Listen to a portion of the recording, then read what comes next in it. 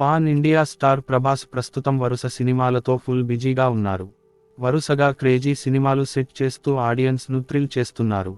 ఇటీవలే సలార్తో ప్రేక్షకుల ముందుకు వచ్చిన ఆయన చాలా గ్యాప్ తరువాత సాలిడ్ హిట్ అందుకున్నాడు. కన్నడ దర్శకుడు ప్రశాంత్ నీల్ తెరకెక్కించిన ఈ యాక్షన్ ఎంటర్టైనర్ బాక్సాఫీస్ దగ్గర భారీ విజయాన్ని అందుకుంది.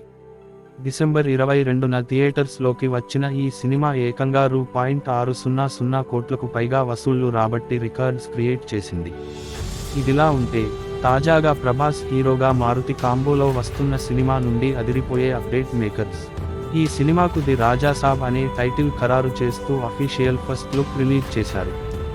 సంక్రాంతి కానుకగా వచ్చిన ఈ పోస్టర్ చూసి ప్రభాస్ ఫ్యాన్స్ ఫుల్ ఖుషీ అవుతున్నారు. అయితే ఈ ఫస్ట్ లుక్ పోస్టర్లో కనిపించిన ప్రభాస్ పేరు ఇప్పుడు ఆసక్తికరంగా మారింది. కారణం ఈ పోస్టర్లో ప్రభాస్ పేరు మార్చి రాశారు.